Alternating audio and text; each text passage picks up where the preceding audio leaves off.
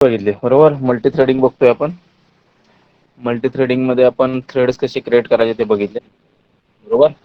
Threads create करू शकतो. Threads तुम्हाला माहिती आहे सगळ्यांना. थ्रेड्स आपण दोन प्रकारे क्रिएट करतो. एक आहे बाय इम्प्लिमेंटिंग रनेबल इंटरफेस आणि दुसरा वे आहे एक्सटेंडिंग फ्रॉम थ्रेड क्लास. अशा दोन प्रकारे आपण थ्रेड्स क्रिएट करू शकतो. त्यातला पहिला तुम्हाला दाखवले कोड करून. पहिला वे कोणता बघितला आपण, तर creating threads by implementing interface implement करून आपण थ्रेड्स क्रिएट केले होते. त्याच्यामध्ये क्लास एक आपण घेतला होता, कोणता, माय थ्रेड नावाचा एक क्लास लिहिला होता. तो आपण इम्प्लिमेंट केला होता. त्याच्यामध्ये रनेबल इंटरफेस, रनेबल इंटरफेस मध्ये रन मेथड आपल्याला मग इम्प्लिमेंट करावी लागेल. आपण ती रन मेथड इम्प्लिमेंट केली होती. कशासाठी इम्प्लिमेंट केली होती रन मेथड आपण ती, तर आपल्याला 1 ते 20 मधले इव्हन नंबर्स प्रिंट करण्यासाठी आपण ती पर्टिक्युलर मेथड इम्प्लिमेंट होती. आणि तो माय थ्रेड क्लास ऍक्च्युली आपण लिहिला होता. कशासाठी, आपल्याला 1 ते 20 मधले इव्हन नंबर्स प्रिंट करायचे. त्याच्यानं मी लिहिला होता माय थ्रेड 1 बरोबर. हा पण मी तुमचा रनेबल इंटरफेस पासूनच इम्प्लिमेंट केला होता बरोबर क्लास. त्याच्यामध्ये रनेबल इंटरफेस इम्प्लिमेंट केला होता. त्यामुळे आपण रनेबल इंटरफेस मधली रन मेथड त्या माय थ्रेड 1 क्लासमध्ये इम्प्लिमेंट केली होती. इथं मात्र ह्या रन मेथडमध्ये आपण या थ्रेडसाठी दुसरा टास्क लिहिला होता की 1 ते 20 मधले ऑड नंबर्स प्रिंट करण्याचा बरोबर. त्याच्यानंतर क्लास टेस्ट लिहिला होता. त्या टेस्ट क्लास ऑब्जेक्ट्स क्रिएट केले होते आणि हे ऑब्जेक्ट्स मी ॲज अ पॅरामीटर कन्स्ट्रक्टरच्या पास केले होते आणि थ्रेड्स क्रिएट केले होते T1 आणि T2. त्याच्यानंतर T1 आणि T2 थ्रेड्स मी स्टार्ट मेथड करून इन्व्होक केले होते. जेणेकरून T1 डॉट स्टार्ट म्हटलं की T डॉट म्हटलं की तो काय ना डिफॉल्ट रन मेथडच्या इन्व्होक करणार आणि मग जसं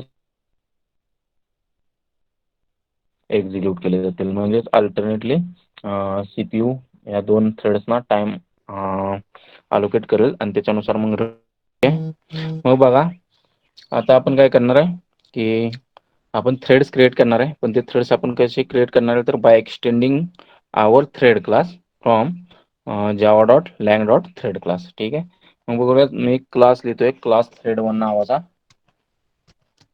ओके, हा एक्सटेंड करतोय मी बघा, एक्सटेंड्स थ्रेड क्लास. ओके, मग या क्लासमध्ये आपण सकाळी जी फंक्शनॅलिटी लिहिली होती तीच लिहूयात. आपल्याला काय करावं लागेल, रन मेथड इम्प्लिमेंट करावं लागेल. Public yes void run method implement करावं लागेल आपल्याला.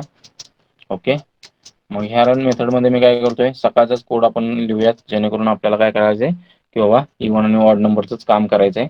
मग बघूयात, system dot out dot println even numbers from 1 to 20 are. Okay, हा मेसेज प्रिंट करतो. लूप चालूयात.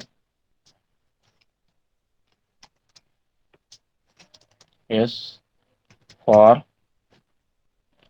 एकच मिनिट, स्क्रीन शेअर दिसत नाहीये तुम्हाला.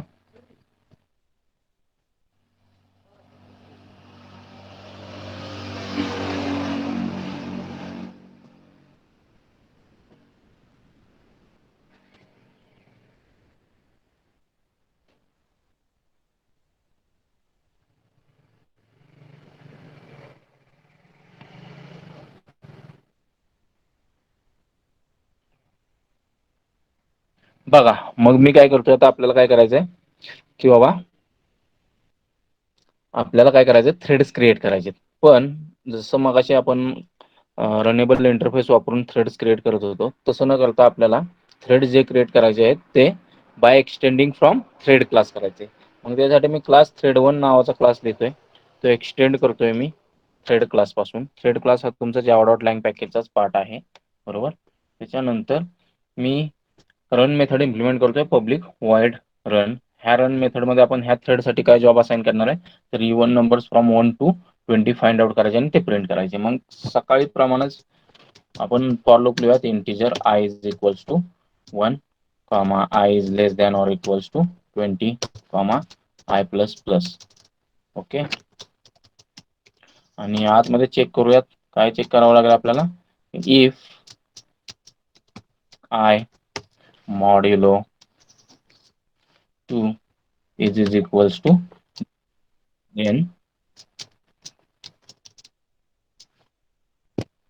then system dot out dot print ln, काय करावं लागेल आपल्याला प्रिंट रे सांगा, E1 बरोबर प्लस आय, तो नंबर आपण प्रिंट करूयात. आता त्याच्यानंतर मी काय करतो, स्लीप मेथड वापरतो. बरोबर, स्लीप मेथड ही इंटरप्टेड एक्सेप्शन थ्रो करते आपल्याला माहिती आहे, त्यामुळे मी ट्राय ब्लॉक मध्ये लिहितो थ्रेड डॉट स्लीप. आता ही मेथड आहे ती स्टॅटिक मेथड आहे तुमच्या थ्रेड क्लास मधली, म्हणून आपण ही मेथड कशी कॉल करतोय, युझिंग क्लास नेम. जे काय स्टॅटिक मेथड्स असतात किंवा स्टॅटिक मेंबर्स असतात, डेटा मेंबर्स, ते आपण युझिंग क्लास नेम ऍक्सेस करतोय, आपल्याला माहिती आहे रूल. त्याच्यानुसार मग मी थ्रेड डॉट स्लीप म्हणतोय आणि लेटस से त्याला व्हॅल्यू देऊयात आपण 500. ओके. त्याच्यानंतर कॅच करून मी कॅच स्टेटमेंट वापरून मी काय करतो, कॅच ब्लॉक मध्ये ही एक्सेप्शन कॅच करतो, कॅच एक्सेप्शन ई. ठीक आहे, पण म्हणू शकता तुम्ही स्पेसिफिक एक्सेप्शन पण कॅच करू शकता. आपल्याला माहिती आहे थ्रेड डॉट स्लीप ही इंटरप्टेड एक्सेप्शन थ्रो करते, पण मी जनरल एक्सेप्शन क्लासमध्येच ती एक्सेप्शन कॅच केलेली आहे. फॉर लूप कंप्लीट करूयात, त्याच्यानंतर रन मेथड आपली आहे ती कंप्लीट करूयात आणि आपला क्लास कंप्लीट करूयात. बघा फरक काहीच नाही, सकाळचंच एक्झाम्पल घेतलंय मी तुमच्यासाठी समजावं म्हणून. सकाळी आपण काय केलं होतं, क्लास माय थ्रेड घेतला होता, तो एक्सटेंड केला होता आपण, सॉरी तो इम्प्लिमेंट केला होता त्याच्यामध्ये आपण रनेबल इंटरफेस. पण इथं मी आता काय करतोय, दुसरा वे दाखवतोय थ्रेड क्रिएट करण्याचा. त्याच्यामध्ये क्लास थ्रेड 1 घेतलेला आहे मी, तो एक्सटेंड केलेला आहे कशापासून, तर थ्रेड क्लास पासून. म्हणजेच रनेबल इंटरफेस इम्प्लिमेंट न करता मी थ्रेड हा क्लास पासून एक्सटेंड करतोय माझा हा थ्रेड 1 क्लास. बरोबर, मग त्याच्यामध्ये मेन मेथड आपण रन मेथड आपण इम्प्लिमेंट केलेले आहे. रन मेथड काय असते आपल्याला सगळ्यांना माहिती आहे, की थ्रेड साठीचा जो काही जॉब असेल किंवा थ्रेड साठीचा जो मेन कोड असेल थ्रेडची फंक्शनॅलिटीचा, तो कोड आपण रन मेथड मध्ये लिहितो. तर आता मला हा थ्रेड मी लिहितोय तो कशासाठी लिहितोय, 1 ते 20 मधले इव्हन नंबर्स प्रिंट करण्यासाठी लिहितोय. बरोबर, त्याच्यानुसार मग मी तो कोड लिहिलेला आहे बघा रन मेथड मध्ये. त्याच्यामध्ये लूप चालवलेली मी 1 ते 20 मध्ये, 1 ते 20 पर्यंत, आणि त्याच्यानंतर प्रत्येक नंबरला डिवाइड करतोय 2 न भाग जात असेल त्या नंबरला.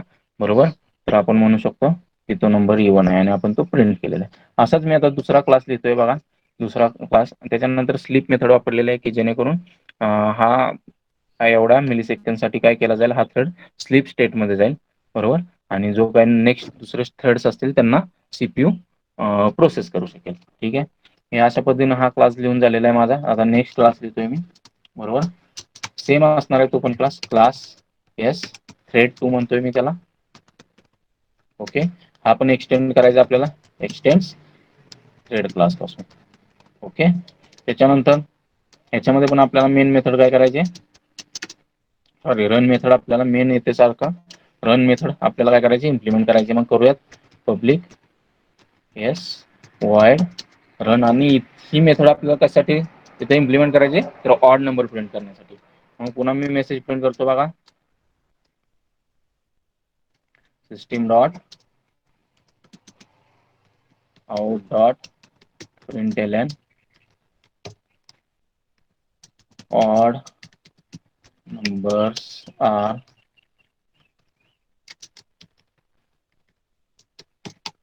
ओके. त्याच्यानंतर आपण लूप चालूयात, ऑड नंबर्स बिटवीन म्हणूयात, बिटवीन और 1 to 20 आर. ठीक आहे, फॉर लूप चालूयात, I is equals to 1 I plus plus.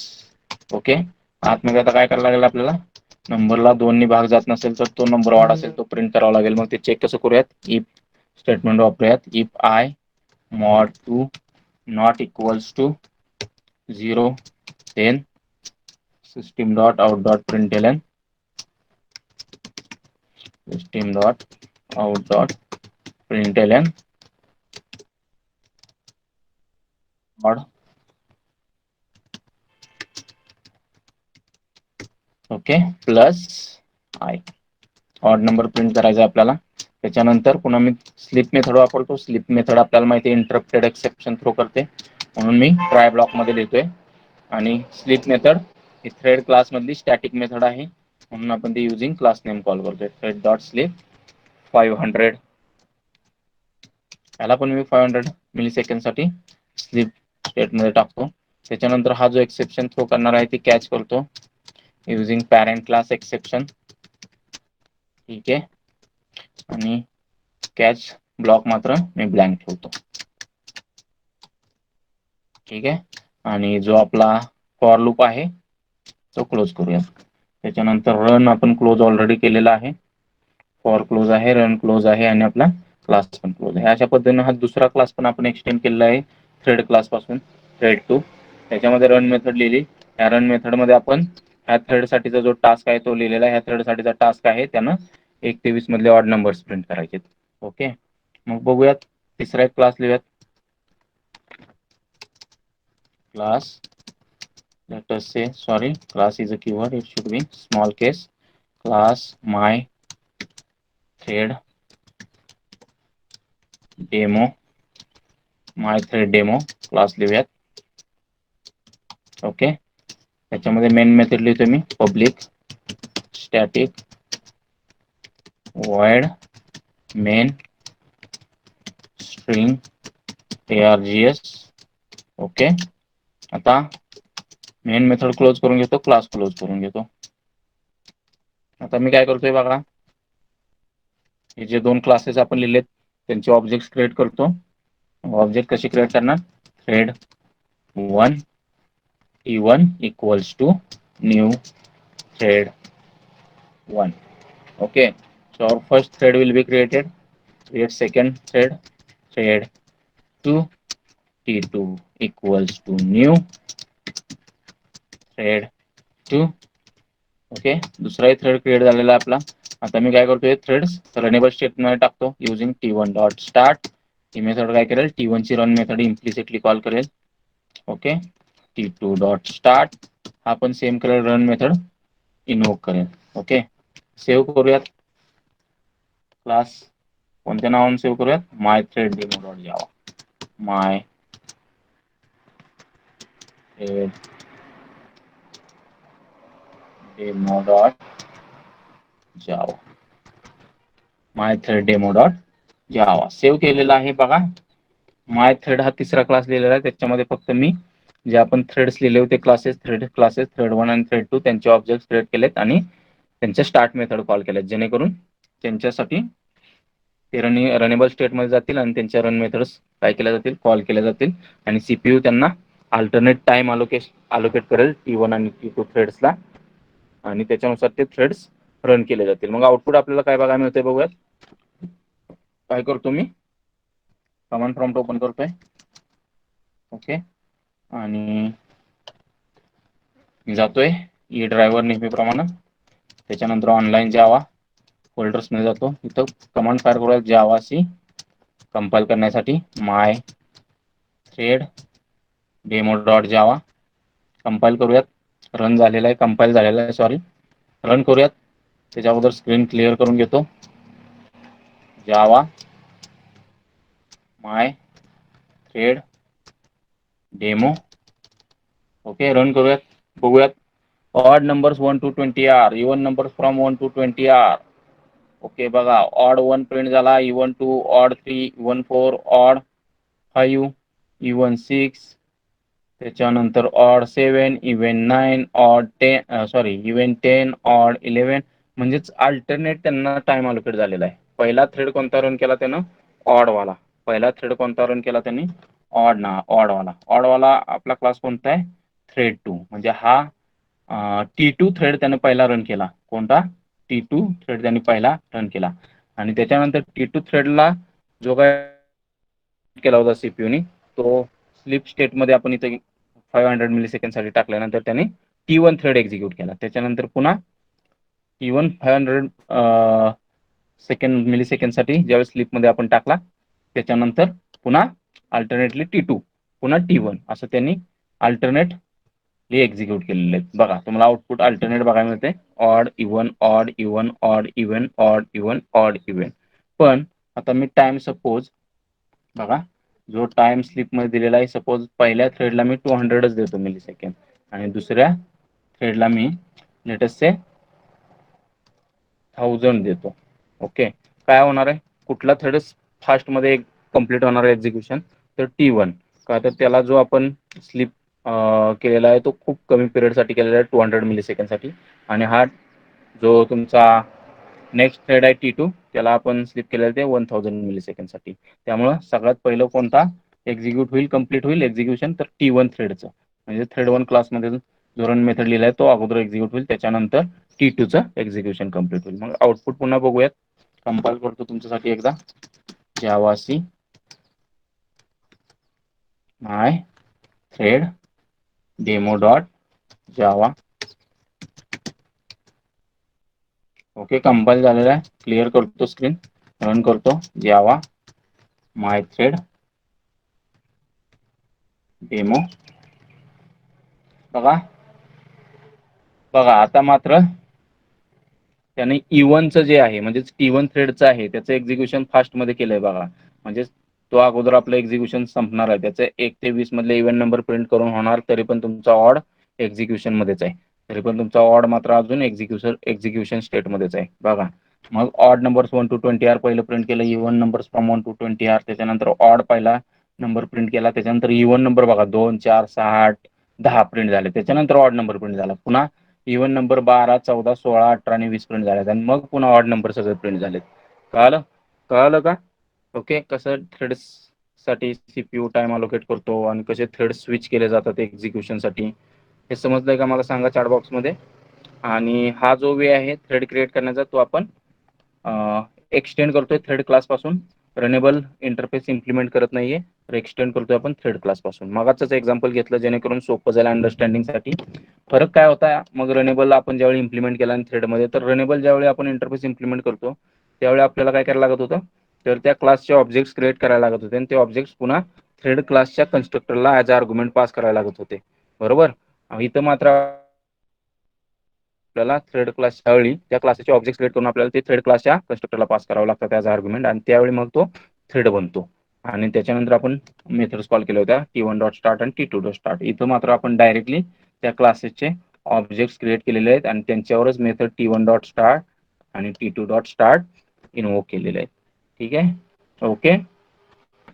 मग थिअरी बघा, creating a thread in Java, there are 2 ways to create thread in Java, बरोबर, जे आता आपण डिस्कस केले. बाय एक्सटेंडिंग थ्रेड क्लास आत्ताच दाखवला मी तुम्हाला, आणि बाय इम्प्लिमेंटिंग रनेबल इंटरफेस हा आपण सकाळी बघितलेला आहे. ठीक आहे, 2 वेज ज्याने आपण थ्रेड्स क्रिएट करू शकतो, by extending from thread class और बाय इम्प्लिमेंटिंग रनेबल इंटरफेस. त्यांच्यामध्ये काय फरक आहे तो पण आपण बघितला. मग बघा, thread by extending thread class. मग आपल्याला जो थ्रेड क्रिएट करायचा तो थ्रेड क्लास पासून एक्सटेंड करून क्रिएट करायचा आहे. मग by extending thread class, user specified thread class is created by extending the class thread. म्हणजे जसं आता मी थ्रेड 1 क्लास लिहिला होता किंवा थ्रेड 2 क्लास लिहिला होता, ते आपण एक्सटेंड केले होते थ्रेड क्लास पासून. Okay, for creating a thread class has to extend the thread class that is Java dot lang dot thread. बरोबर, थ्रेड क्लास हा तुम्हाला मी सांगितलं होतं Java dot lang dot thread class आहे, म्हणजे तो जावा डॉट लँग पॅकेजचा पार्ट आहे.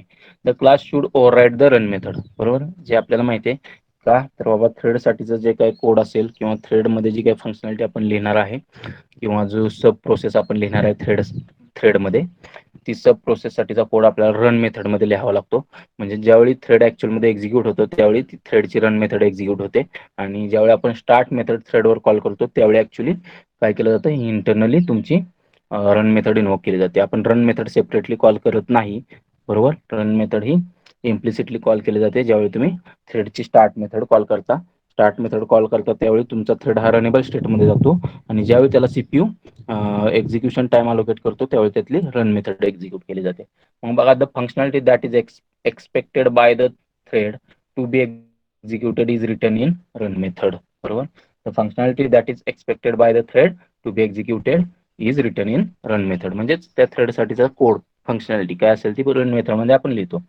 मग एक्झाम्पल दिले बघा तुम्हाला, declare declare class as extending thread, class my thread extends thread, जे आपण आत्ताच बघितलं एक्झाम्पल, त्यामुळे हे तुम्हाला काय अवघड जाणार नाही आता. नेक्स्ट बघा मग example, creating the thread using extending thread, बरोबर. Develop a program to create two threads such that one thread will print odd number and other will print even number between 1 to 20. हे आत्ताच मी तुम्हाला तेवढ्यासाठी code करून दाखवलाय. बघा, class odd x tends thread, त्याच्यामध्ये run method लिहिलेली आहे, लूप चालवलेले आहे 1 to 20, आणि इथं मात्र जसं मी कंडिशन चेक करून ते नंबर प्रिंट करतो तसं न करता यांनी directly I is equal to I plus 2 म्हटलेलं आहे आणि ऑड नंबर्स प्रिंट केलेले आहे. म्हणजे पहिला 1 प्रिंट होईल, त्याच्यानंतर 1 मध्ये 2 ॲड केलं जाईल, 3 प्रिंट होईल, त्याच्यानंतर पुन्हा 3 मध्ये 2 ॲड केलं जाईल, 5. म्हणजे अशा पद्धतीने यांनी हे सिम्पल लॉजिक वापरून प्रिंट केलेलं आहे. मी तिथं डायरेक्टली कंडिशन चेक करून केलेलं आहे, एवढाच फरक आहे. ट्राय, त्याच्यानंतर यांनी पण स्लीप वापरलेलं आहे, जवळपास 1000 मिली सेकंडसाठी यांनी केलेला आहे, सध्या टाकलेला आहे. त्याच्यानंतर कॅच म्हणतोय आपण, एक्सेप्शन कॅच करतोय. सेम क्लास इवन लिहिलेला आहे, त्याच्यामध्ये पण रन मेथड लिहिलेली आहे, पुन्हा लूप चालवलेली आहे 0 to 20 पर्यंत, आणि इवन नंबर्स काय केलेले आहे त्यांनी प्रिंट केलेले आहे तिथं. ॲक्च्युली लूप पाहिजे ते 1 to 20 पाहिजे, कारण बिटवीन 1 to 20 आपल्याला नंबर्स प्रिंट करायचे आहेत. इथं थोडंसं करेक्शन आहे. त्याच्यानंतर इवन नंबर्स प्रिंट केलेले आहे. इथंही आपण पुन्हा स्लीप स्टेटमध्ये 1000 मिली सेकंडसाठी टाकतोय आपला थ्रेड.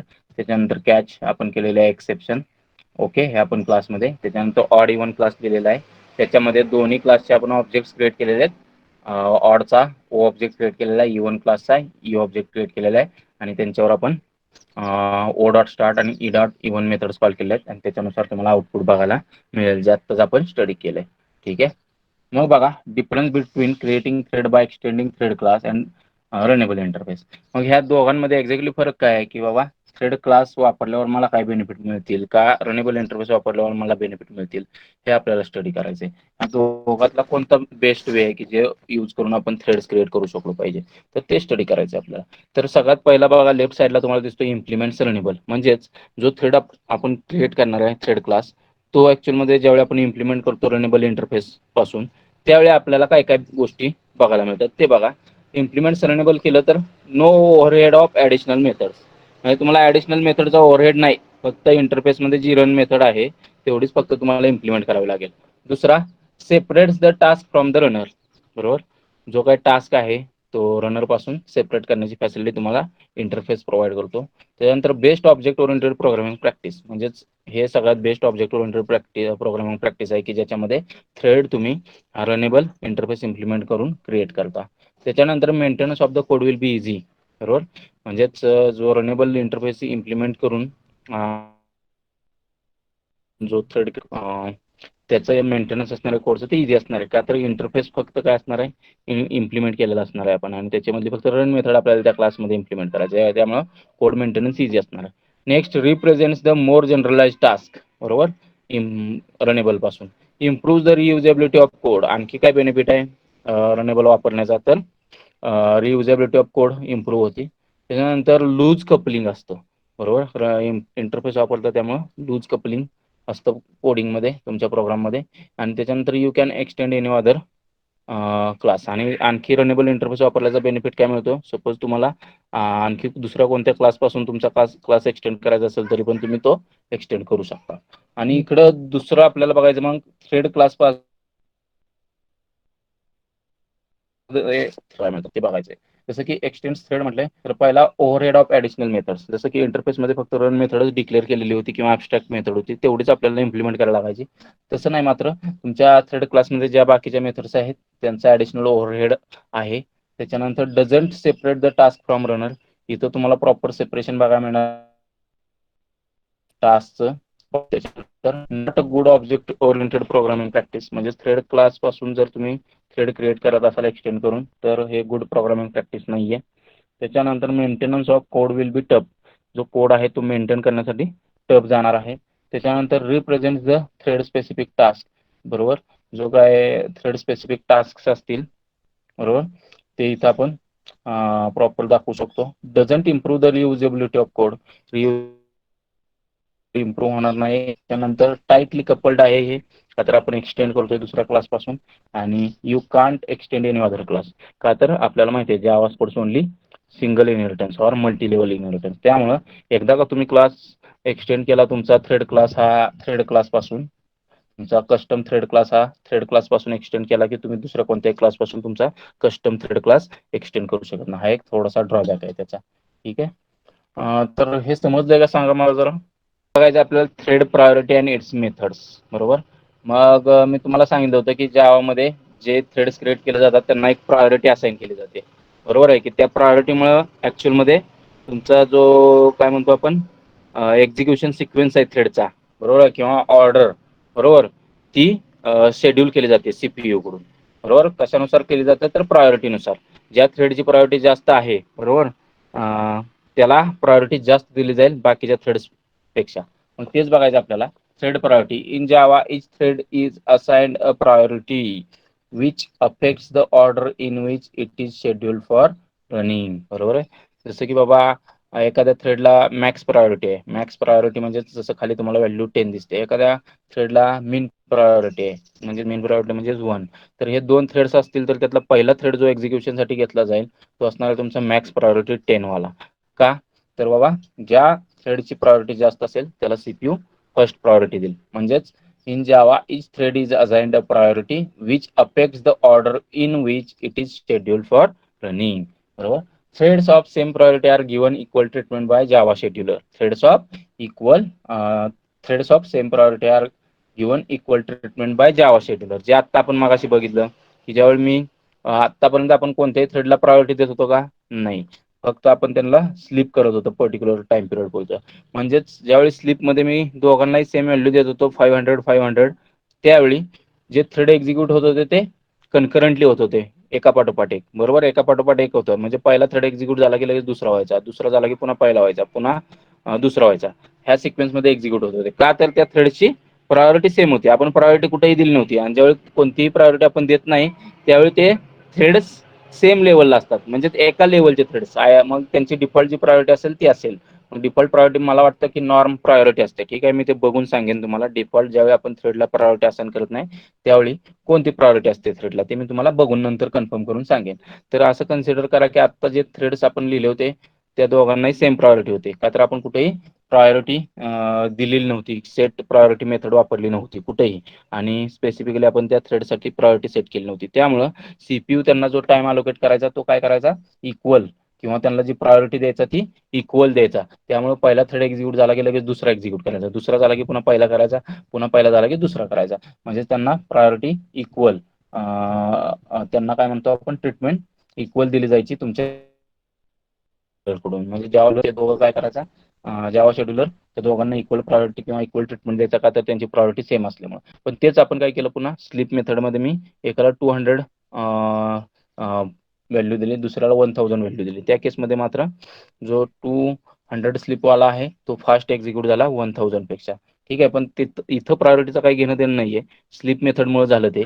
पण ज्यावेळी आपण आपल्याला एखादा पर्टिक्युलर थ्रेडचा सिक्वेन्स आपल्याला डिसाईड करायचा की हा सिक्वेन्स पाहिजे, तर त्या केसमध्ये आपण प्रायोरिटी देऊ शकतो. किंवा एका पर्टिक्युलर थ्रेडला किंवा एका पर्टिक्युलर फंक्शनॅलिटी आपल्याला प्रायोरिटी द्यायची असेल तर आपण प्रायोरिटी सेट करू शकतो त्या थ्रेडची. मग ती प्रायोरिटी कोणकोणते असतात तर the thread class defines several priority constants as. Thread क्लासमध्ये जे प्रायोरिटी कॉन्स्टंट्स आहेत ते 3 आहेत बघा. कोणकोणते? पहिला आहे मीन प्रायोरिटी इज इक्वल टू 1. मग मेन प्रायोरिटी म्हणजे त्याची व्हॅल्यू 1 असते, म्हणजे मिनिमम प्रायोरिटी म्हणजे हा थ्रेड सगळ्यात लास्टला एक्झिक्यूट केला जाईल ज्याची मेन प्रायोरिटी आहे. Norm priority is equal to 5. ज्या थ्रेडची नॉर्म प्रायोरिटी आहे तो मेन प्रायोरिटीच्या पेक्षा जास्त त्याला प्रिफरन्स दिला जाईल किंवा अगोदर प्रिफरन्स दिला जाईल एक्झिक्युशनसाठी. Same way max priority is equal to 10. ह्याला मात्र सगळ्यात जास्त प्रायोरिटी जॉब शेड्युलर कडून किंवा जावा शेड्युलर कडून दिली जाईल. हा सगळ्यात अगोदर तुमचा एक्झिक्यूट केला जाईल. मग thread priorities can take value from 1 to 10. आणि या थ्रेड प्रायोरिटीच्या व्हॅल्यूज असतात त्या 1 to 10 असतात. म्हणजेच 1, 5 आणि 10 ह्या नाहीये, त्याच्यामधला कोणताही नंबर तुम्ही देऊ शकता 1 to 10 मधला. ठीक आहे. हे 3 कॉन्स्टंट तर आहेतच, प्लस तुम्ही 1 to 10 मधला कोणताही नंबर देऊ शकता. मग बघा थ्रेड मेथड बघा. Thread has the following method. Set priority. Set priority method कशासाठी वापरतात? जसं आता मी डिस्कस केलं की बाबा थ्रेडची प्रायोरिटी जर आपल्याला सेट करायची असेल तर त्या केसमध्ये आपण सेट प्रायोरिटी मेथड वापरून त्या थ्रेडची प्रायोरिटी सेट करू शकतो. मग बघा this method is use to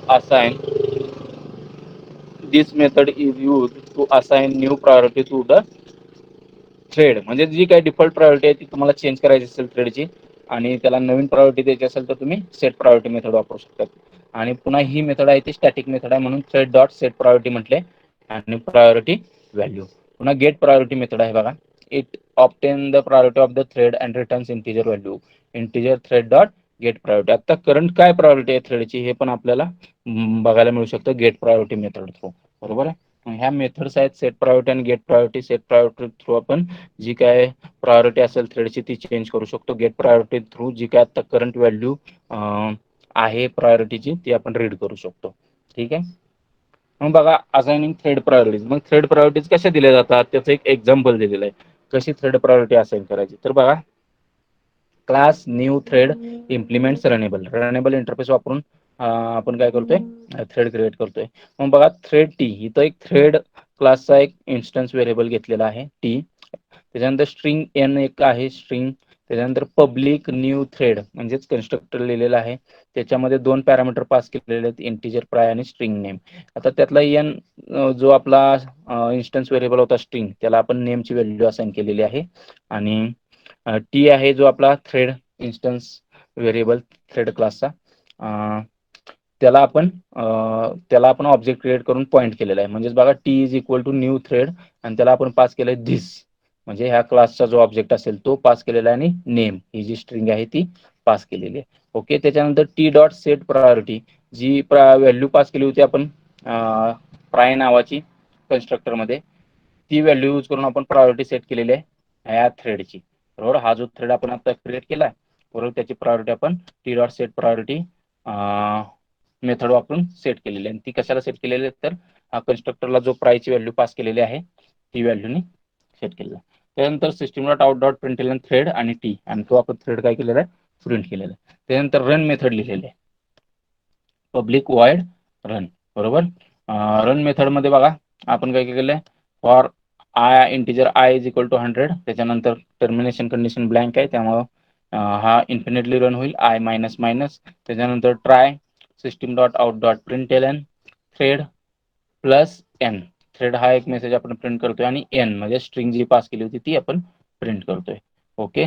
त्याच्यानंतर पुन्हा बघा थ्रेड डॉट स्लीप आपण 10 मिली सेकंडसाठी हा थ्रेड स्लिप केलाय. त्याच्यानंतर कॅच केलेलं आहे एक्सेप्शन. बरोबर. त्याच्यानंतर पब्लिक ओव्हरहेड स्टार्ट नावाची एक मेथड लिहिलेली आहे आणि त्याच्यामध्ये हा थ्रेड स्टार्ट करण्यासाठी टी डॉट स्टार्ट मेथड आपण त्या थ्रेडची कॉल केलेली आहे. त्याच्यानंतर क्लास थ्रेड प्रायो नावाचा एक दुसरा क्लास लिहिलेला आहे.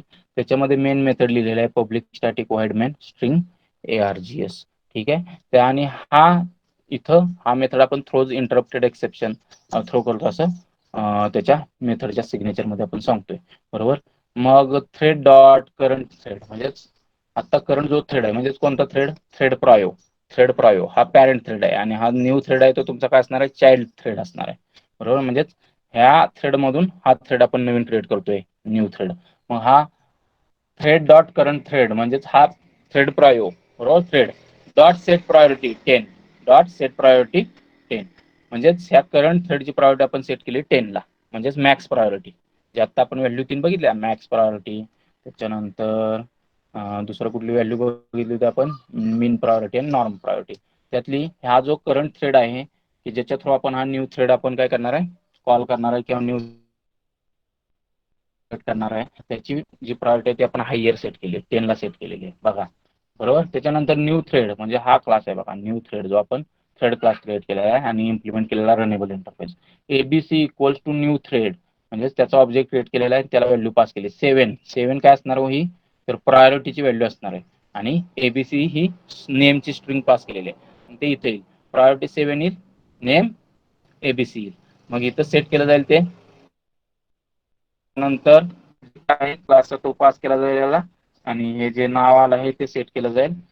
त्याच्यानंतर प्रायोरिटी सेट केली जाईल ह्या थ्रेडची टी डॉट सेट प्रायोरिटीने. बरोबर. त्याच्यानंतर पुन्हा आपण काय केलंय बघा न्यू थ्रेड XYZ केलेला आहे. पुन्हा दुसरा ऑब्जेक्ट बनवलेला आहे त्याच्यामध्ये पुन्हा आपण 3 आणि XYZ ह्या व्हॅल्यूज पास केल्या आहेत. म्हणजे सगळ्यात जास्त प्रायोरिटी कुणाची असणार आहे तर हा मेन थ्रेड प्रायो. बरोबर. थ्रेड प्रायो जो ऍक्च्युली 2 थ्रेड्स क्रिएट करतोय कुठल्या न्यू थ्रेड क्लासचे 2 थ्रेड्स क्रिएट करतोय कोणते? एबीसी आणि एक्स वाय झेड. एबीसीची प्रायोरिटी 7 आहे आणि एक्स वाय झेडची प्रायोरिटी 3 आहे. त्यामुळे एबीसीची प्रायोरिटी ही एक्स वाय झेडच्या प्रायोरिटीपेक्षा जास्त असणार आहे आणि एबीसीच्या प्रायोरिटीपेक्षा जो आपला करंट थ्रेड आहे किंवा मेन थ्रेड आहे त्याची प्रायोरिटी जास्त असणार आहे. 10 प्रायोरिटी जास्त आहे 7 पेक्षा आणि 7 ही प्रायोरिटी जास्त आहे 3 पेक्षा. बरोबर. मग हे दोन थ्रेड्स आपण क्रिएट केलेले आहेत. मग त्यांचे स्टार्ट मेथड कॉल करतो. एबीसी डॉट स्टार्ट आणि x Y Z dot start. हे काय करतील? ह्या स्टार्ट मेथड इन्व्होक करतील आणि टी डॉट स्टार्ट आपण म्हटलेलं आहे म्हणजे थ्रेड्स रनिंग स्टार्ट करतील. थ्रेड्स रन करायला स्टार्ट करतील. मग दोन थ्रेड रन होतील, एबीसी साठीचा एक आणि एक्स वाय झेड साठीचा एक. बरोबर. आणि त्याच्यानंतर thread dot sleep 1000 millisecond. कोण कशासाठी आपण म्हटलंय? तर मेन थ्रेड साठीचा हा स्लीप आहे. हा मेन थ्रेड साठीचा स्लीप आहे. आणि हे जे एबीसी आणि एक्स वाय झेडचे जे थ्रेड्स आहेत त्यांच्यासाठी आपण स्लीप इथं वापरलेला आहे तो सेम आहे 10. तो किती आहे?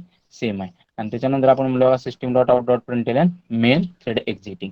मग आउटपुट काय बघायला मिळते बघा तुम्हाला? Thread ABC, thread X Y Z, thread ABC, thread X Y Z, thread ABC, thread X Y Z, thread ABC, thread X Y Z, thread ABC, thread X पुन्हा थ्रेड एबीसी आहे बघा आउटपुटमध्ये. X Y Z आलेलं नाही. म्हणजेच पुन्हा thread ABC आहे, पुन्हा थ्रेड एबीसी आहे, पुन्हा थ्रेड एबीसी आहे, पुन्हा थ्रेड एबीसी आहे. म्हणजेच एबीसीची प्रायोरिटी पुन्हा जास्त आहे. त्यामुळं पुढचं जे आउटपुट तुम्हाला बघायला मिळतंय ते आउटपुट मात्र तुम्हाला फक्त आणि फक्त एबीसी बघायला मिळते. एक्स वाय झेड हे आउटपुट तुम्हाला बघायला मिळत नाही. का तर सीपीयू काय करतोय?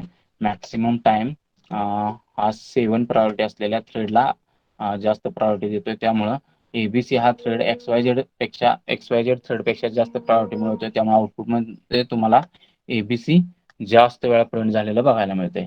जास्त वेळा प्रिंट झालेलं बघायला मिळते. ओके. क्लिअर आहे? क्लिअर आहे का?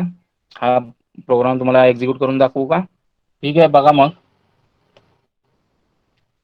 Class new thread implements renewable thread t string and public new thread integer price string name tn is equal to name new thread. Okay. सगळे एकदा चेक करून घेऊयात आणि मग रन करूयात.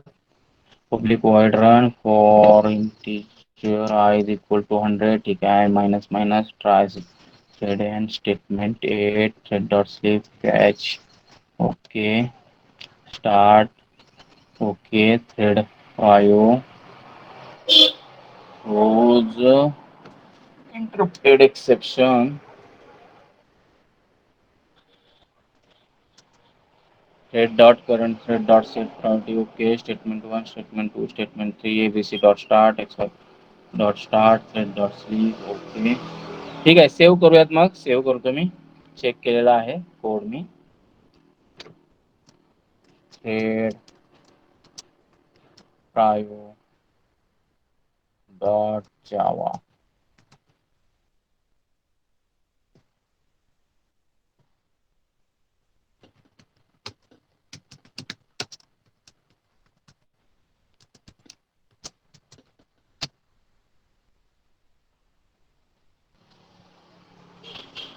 ओके. एक एरर आहे interrupted exception where it is. Okay. Object द्यायचा राहिलेला आहे स्पेस मध्ये. ठीक आहे. पुन्हा कंपाईल करतो तुमच्यासाठी. काय म्हणतोय बघा? Can not find symbol error new thread ABC. Okay.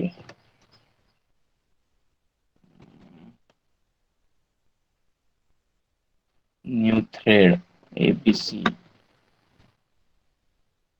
This should be this way. This should be this way. Okay. Save करूया. पुन्हा कंपाईल करतो.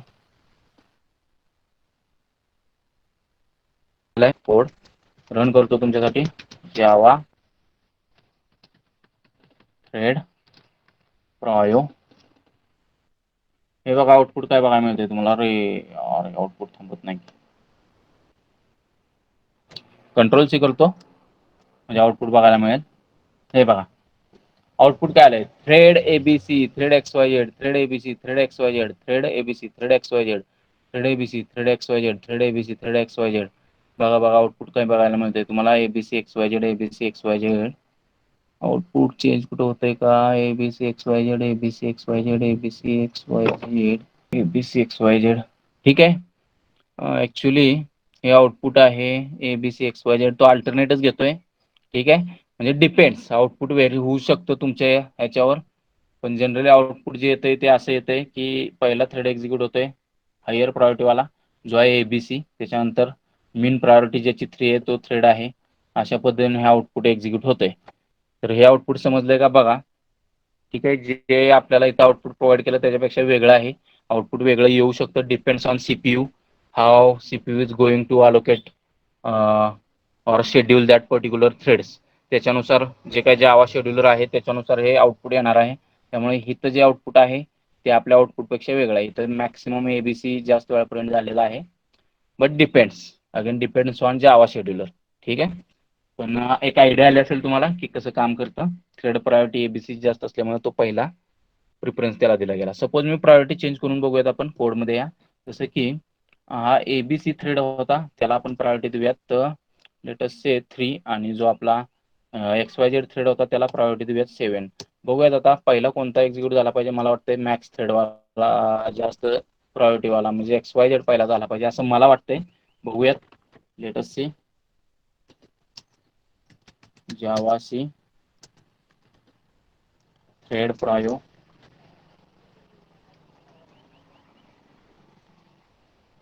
ओके, जावा थ्रेड प्रायो कोणता पहिला झाला पाहिजे XYZ, कारण त्याची आपण प्रायोरिटी 7 केली. बघूयात.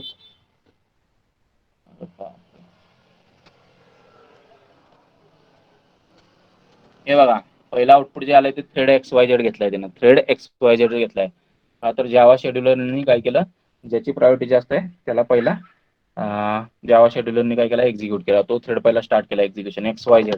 दिसतंय का, जरी एबीसी आपण अगोदर स्टार्ट केला असला, बघा आपण कोडमध्ये काय करतोय एबीसी अगोदर स्टार्ट करतोय. इथं दिसतंय का एबीसी डॉट स्टार्ट आणि नंतर आपण XYZ डॉट स्टार्ट म्हणतोय आणि XYZ ला आपण 7 व्हॅल्यू असाइन केलेली आहे. तरी पण पहिला कोणता रन मेथड एक्झिक्यूट झाला, XYZ चा रन मेथड एक्झिक्यूट झाला. ओके, क्लिअर आहे का? क्लिअर आहे का? थ्रेड प्रायोरिटी कशी देऊ शकता तुम्ही? ठीक आहे, आपल्याला सिंक्रोनायझेशन बघायचं आहे, त्याच्यानंतर इंटर थ्रेड कम्युनिकेशन बघायचं आहे आणि कन्सेप्ट ऑफ डेडलॉक बघायचं आहे. ठीक आहे, पण सिंक्रोनायझेशन काय असतं ते पहिलं बघूयात. बघा, generally threads use their own data and methods provided inside their run methods. बरोबर, आपल्या सगळ्यांना माहिती आहे. काय करतो त्याच्यासाठी जे काही डेटा मेंबर्स असतील ते ज्या मेथडमध्ये प्रोव्हाइड केलेले आहेत, कोणती मेथड तर रन मेथड, की त्या रन मेथडमध्ये आपण थ्रेडसाठीचं जी फंक्शनॅलिटी आहे ती कोड करत असतो आणि तिथं जे काही डेटा आपण प्रोव्हाइड केलेला आहे तो यूज करत असतात थ्रेड्स, हे आपल्याला माहिती आहे. म्हणजेच रन मेथडमध्ये जे काही डेटा प्रोव्हाइड केलेला आहे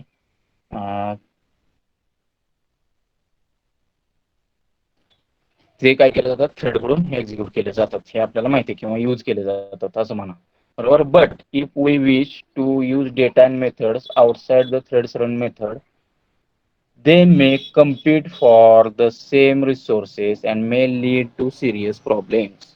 बरोबर आहे, पण बऱ्याचशा वेळा काय होऊ शकतं, जे डेटा मेंबर्स किंवा मेथड्स थ्रेडच्या रन मेथडच्या बाहेर आपण लिहिलेले आहेत. बघा मी काय म्हणतो, रन मेथडमध्ये आपण काय लिहितो, थ्रेडच्या फंक्शनॅलिटीचा कोड लिहितो.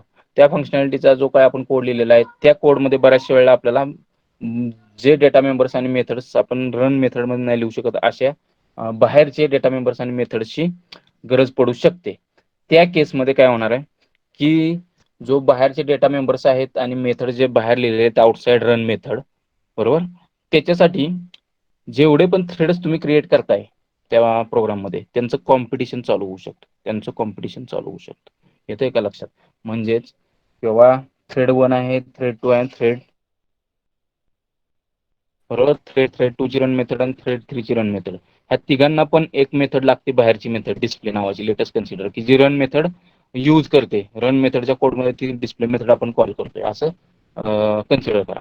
त्या केसमध्ये ज्यावेळी T1 थ्रेड एक्झिक्युटिंग आहे त्यावेळी T1 ती जी मेथड आहे डिस्प्ले मेथड, बरोबर,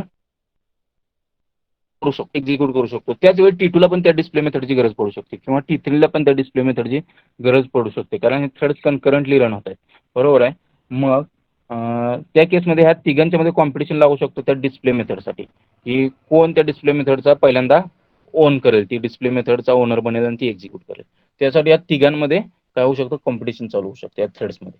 मग हे सगळं सॉल्व्ह करायचं आपल्याला, म्हणजेच हे सगळं कसं सॉल्व्ह करायचं तर सिंक्रोनायझेशन थ्रू, की ज्या सिंक्रोनायझेशन मध्ये सपोज थ्रेड 1 करंटली आता ती मेथड यूज करत असेल तर थ्रेड 1च फक्त ती मेथड यूज करू शकला पाहिजे. थ्रेड 2 आणि थ्रेड 3 हे ती मेथड ऍक्सेस करू शकले नाही पाहिजेत. त्यांच्यामध्ये कॉम्पिटिशन असता कामा नये.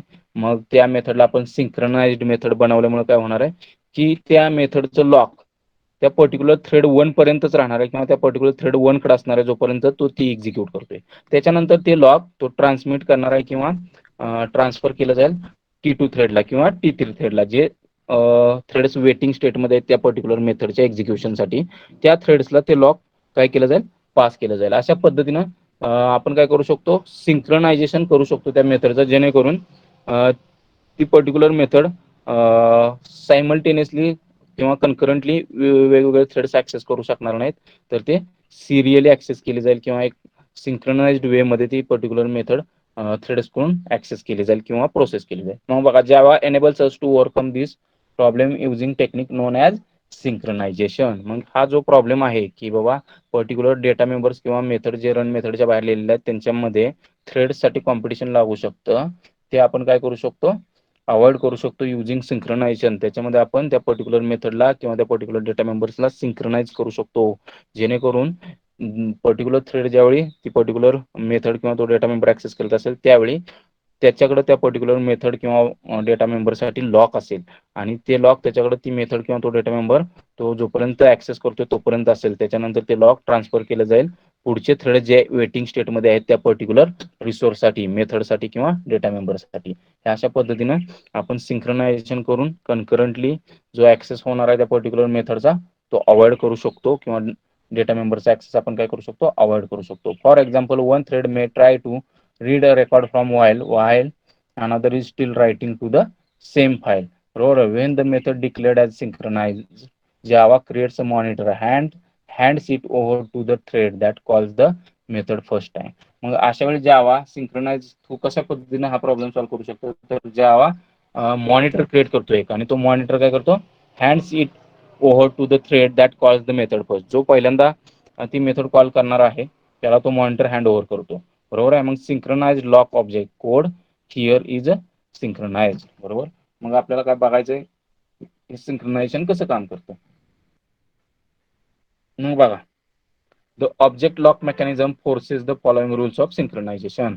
मग कोणकोणते रूल्स सिंक्रोनायझेशन फॉलो करतं. पहिलं, a thread must acquire the object lock associated with the shared resource before it can enter the shared resource. म्हणजे जे काही शेअर्ड रिसोर्स आता आपण डिस्कस केलं की बाबा रन मेथडच्या बाहेर जे फंक्शन्स लिहितात किंवा जे मेथड्स लिहिताय किंवा जे डेटा मेंबर्स लिहिताय तुम्ही, बरोबर, ते शेअर्ड रिसोर्सेस आहेत. का तर ते पर्टिक्युलर मेथड किंवा ते डेटा मेंबर हे सगळ्या थ्रेड्स मध्ये काय असणार आहेत, शेअरिंग मध्ये असणार आहेत. पण त्या केसमध्ये एखादा थ्रेड तो पर्टिक्युलर रिसोर्स ऍक्सेस त्यावेळी पर्टिक्युलर थ्रेडला त्या पर्टिक्युलर रिसोर्स साठी ऑब्जेक्ट लॉक अक्वायर करणं गरजेचं आहे. म्हणजे त्या पर्टिक्युलर रिसोर्स ऍक्सेस करण्यासाठी त्याला त्या पर्टिक्युलर रिसोर्स साठी लॉक ऑप्टेन करणं गरजेचं आहे, जेणेकरून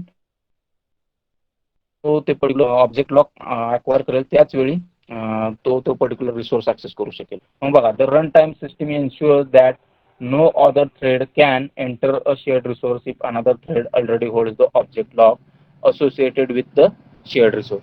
मग काय होतं, ऑब्जेक्ट लॉक असण्याचा हे काय होतं, ऑब्जेक्ट लॉक पर्टिक्युलर थ्रेड असल्यामुळे काय होतं की दुसरं कोणतेही थ्रेड तो रिसोर्स ऍक्सेस करू शकत नाहीत त्यावेळी. का तर तो ऑब्जेक्ट लॉक करंटली आपल्या थ्रेडकडे आहे किंवा currently executing thread object lock असल्यामुळे दुसरे कोणतेही थ्रेड तो पर्टिक्युलर रिसोर्स ऍक्सेस करू शकत नाहीत किंवा मॉडिफाय करू शकत नाहीत.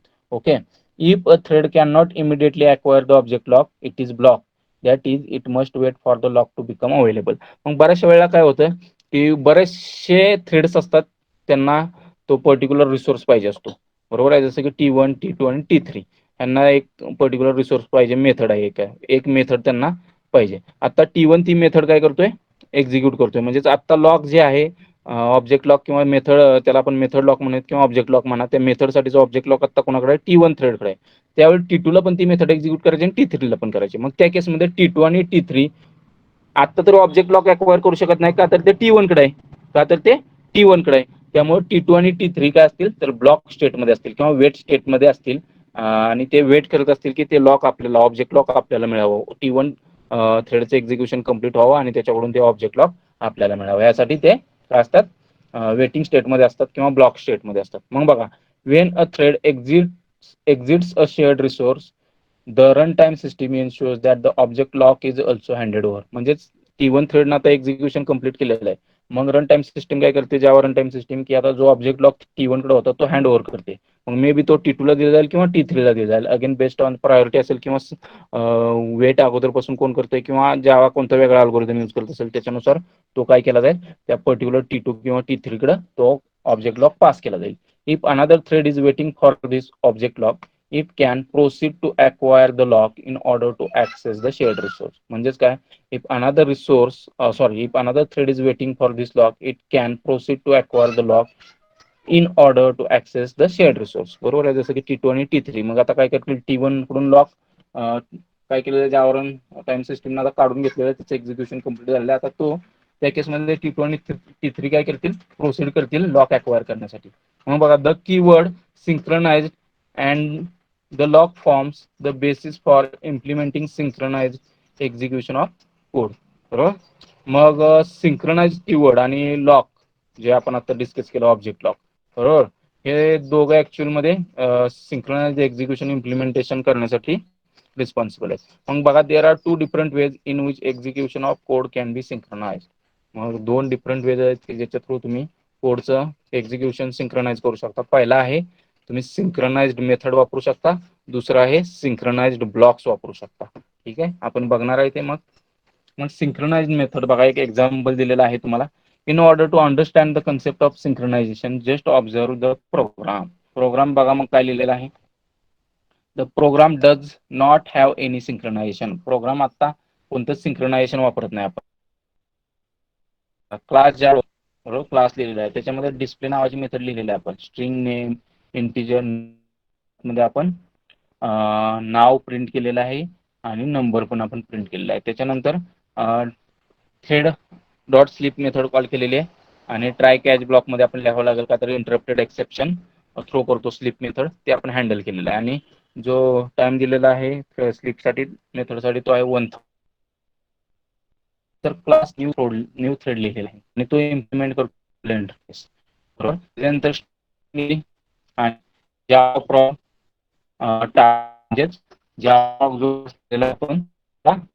ऑब्जेक्ट आहे आपण इथं अरेंज वेरिएबल म्हणून थ्रेडला. थ्रेड टी थ्रेड क्लासचा एक इन्स्टन्स व्हेरिएबल आपण केलेला आहे इथं न्यू थ्रेड क्लासला. त्याच्यानंतर पब्लिक न्यू थ्रेड हा कन्स्ट्रक्टर लिहिलेला आहे. त्याच्यामध्ये आपण जावा प्रॉग, बरोबर, हा जो आपण वरती क्लास दिला होता त्याचा ऑब्जेक्ट आणि स्ट्रिंग एस आपण पास केलेले आहेत. बरोबर, पास केलेले आहेत. मग बघा, टार इज इक्वल टू टार्ग म्हटलेला आहे. म्हणजेच हा जो जावा प्रॉग चा जो ऑब्जेक्ट पास केला होता कन्स्ट्रक्टरला, तो आपण हा जो इन्स्टन्स व्हेरिएबल जावा प्रॉग क्लासचा इन्स्टन्स व्हेरिएबल जो आपण इथं डिफाईन केलेला आहे न्यू थ्रेड क्लासमध्ये, त्याला असाइन केलेला आहे tar is equal to targ msg equal to S. हा जो मेसेज आहे तो इक्वल्स टू एस, जी आपण स्ट्रिंग पास केली त्याला सेट केलेला आहे. त्याच्यानंतर आपण थ्रेड केलेला आहे create, T is equal to new thread आणि त्याला पास केला आहे न्यू थ्रेड क्लासचा ऑब्जेक्ट. दिस म्हणजेच करंट ऑब्जेक्ट. करंट ऑब्जेक्ट म्हणजेच कोणत्या क्लासचा ऑब्जेक्ट, न्यू थ्रेड क्लासचा ऑब्जेक्ट, तो आपण त्याला पास केलेला आहे. बरोबर आहे, ओके. आणि टी डॉट स्टार्ट म्हटलेला आहे. त्यामुळं रन मेथड जी आपण इथे लिहिलेली आहे ती एक्झिक्यूट व्हायला चालू होईल. मग public void run for integer i is equal to 0, i is less than 5, i plus plus star dot display म्हटलेलं आहे आपण. आणि त्याच्यानंतर त्याला आपण पास केला msg, i. आणि ही मेथड आपण किती वेळा कॉल करतोय, 0 to 4 टाइम्स, म्हणजेच 5 वेळा ही मेथड आपण कॉल करतोय. बरोबर.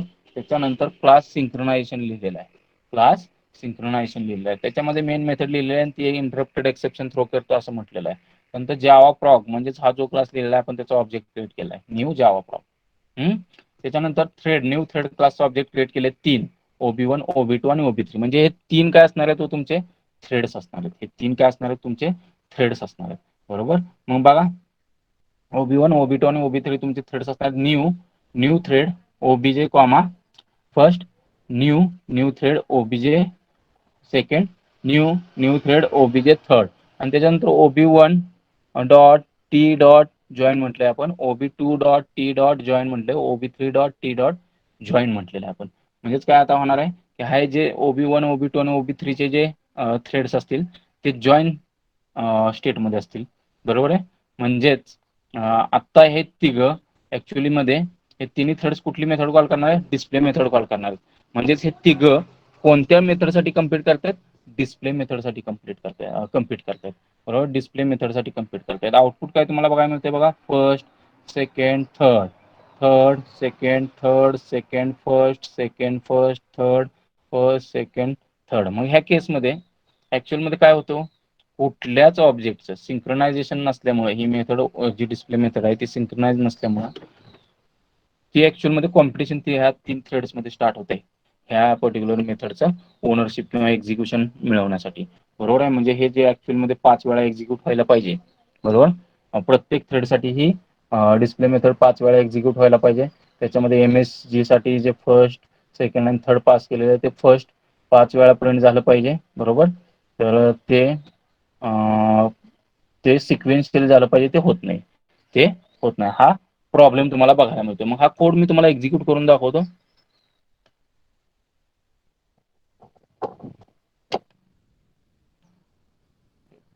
Check the code first.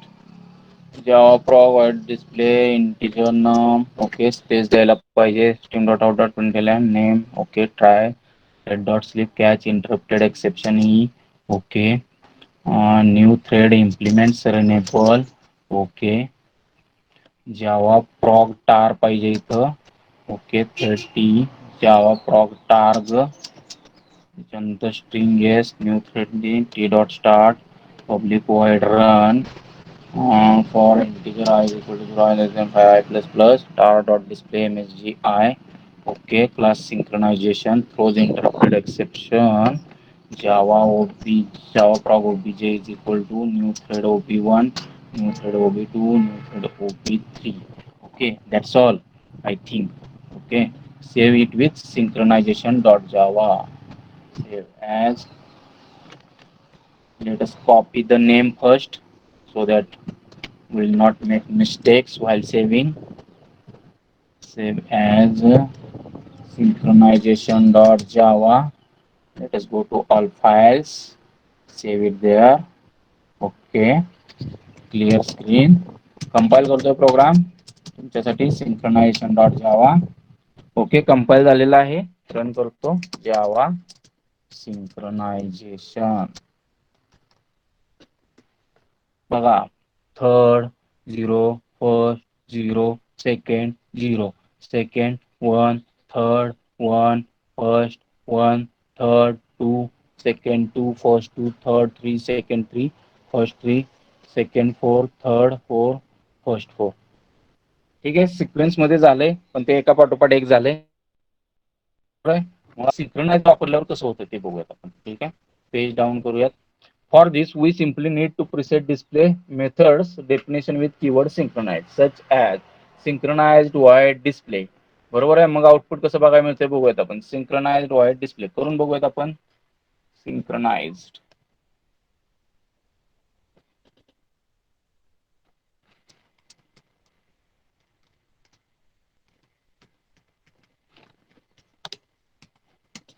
Synchronised void display method मी काय केली, सिंक्रोनाइज करून ठेवली. आता आउटपुट मध्ये काय फरक बघायला मिळतोय आपण बघूया.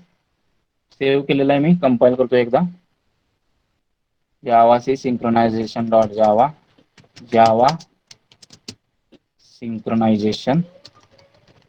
आउटपुट मध्ये काय फरक बघायला मिळतोय बघा. फर्स्ट पुन्हा फर्स्ट एक्झिक्यूट झाला, पुन्हा फर्स्ट, म्हणजे त्या मेथडचं, म्हणजे डिस्प्ले मेथडचं लॉक आता पहिल्यांदा फर्स्टकडे होतं, पुन्हा थर्डकडे गेलं आणि पुन्हा सेकंडकडे गेलं. मग फर्स्टचं एक्झिक्युशन कंप्लीट झालं, त्याच्यानंतर थर्डचं एक्झिक्युशन कंप्लीट झालं 4 वेळा, म्हणजे 5 वेळा, आणि पुन्हा सेकंडचं एक्झिक्युशन 5 वेळा कंप्लीट झालं. म्हणजे सिक्वेन्स मध्ये एक्झिक्युशन झालं थ्रेड्सचं, जे अगोदर होत नव्हतं. पण ती मेथड आपण सिंक्रोनाइज केल्यामुळे काय झालं, जे काय थ्रेड्स होते, कोणकोणते थ्रेड्स होते तर कन्सिडर करा, OB1, OB2 आणि OB3. तर OB1 न ज्यावेळी ती मेथड एक्झिक्युशन स्टार्ट केलं, त्यावेळी OB2 आणि OB3 हे वेटिंग स्टेटमध्ये होते किंवा ब्लॉक स्टेटमध्ये होते, आणि लॉक होतं त्या मेथडचं ऑब्जेक्ट लॉक, म्हणजेच ही जी डिस्प्ले नावाची सिंक्रोनाइज मेथड आहे त्याचं लॉक कोणाकडे होतं, OB1 कडे होतं. त्यामुळे OB1 न किती वेळा ही मेथड एक्झिक्यूट केली तर आपण 5 वेळा कॉल केली. इथं बघा, 0 to लेस दॅन 5 पर्यंत लूप चालू आहे, म्हणजे 5 वेळा डिस्प्ले मेथड कॉल केली. मग 5 वेळा OB1 ती मेथड कॉल केली, त्यामुळे आउटपुट तुम्हाला असं बघायला मिळते. फर्स्ट 5 वेळा तुम्हाला प्रिंट झालं 0 to 4. त्याच्यानंतर ते लॉग, ऑब्जेक्ट लॉग फर्स्टचं एक्झिक्युशन कंप्लीट झाल्यानंतर ऑब्जेक्टचं लॉग थर्ड म्हणजेच OB3 कडे गेलेलं आहे, बरोबर. तिसऱ्या थ्रेडकडे गेलं आणि त्यानं 5 वेळा एक्झिक्यूट केला तो. त्याच्यानंतर ते ऑब्जेक्ट लॉग पास झालं तुमच्या सेकंड थ्रेडकडे आणि पुन्हा त्याने ते 5 वेळा एक्झिक्यूट केलं. कळालं. सिंक्रोनाइज मेथड नुसार आपण कसा पर्टिक्युलर मेथड जी ऍक्च्युअल मध्ये ज्याच्यासाठी थ्रेड्स मध्ये रेस लागू शकते ती मेथड आपण सिंक्रोनाइज यूज करून किंवा ते पर्टिक्युलर मेंबर्स आपण सिंक्रोनाइज यूज करून कशा पद्धतीने सिक्वेन्शियली एक्झिक्यूट करू शकतो किंवा कशा पद्धतीने अवॉइड करू शकतो कन्करंट ऍक्सेस बाय डिफरंट थ्रेड्स. हे कळालं का तुम्हाला? कशा पद्धतीने त्या मेथडवर ऑब्जेक्ट लॉक क्रिएट केलं जातं आणि ते ऑब्जेक्ट लॉक जो पर्टिक्युलर थ्रेड ती मेथड ऍक्सेस करतोय त्याच्याकडे ते राहतं एक्झिक्युशन कंप्लीट होईपर्यंत. त्याच्यानंतर ते ऑब्जेक्ट लॉक दुसरा थ्रेड जे वेटिंग स्टेटमध्ये आहेत त्यांच्याकडे पास केलं जातं. त्यांचं एक्झिक्युशन कंप्लीट झालं की पुन्हा ते आणखी जे थ्रेड्स वेटिंग मध्ये त्यांच्याकडे त्या मेथडचं ऑब्जेक्ट लॉक पास केलं जातं. हे कळालंय का? हे समजलंय का? सांगा. सिंक्रोनायझेशन सोपं आहे खूप. येस. या. ओके. मग बघा, after this when a thread is executing the display method none of the threads will be allowed to enter in it, so only one thread can access the method at a time. After adding synchronize we will get output.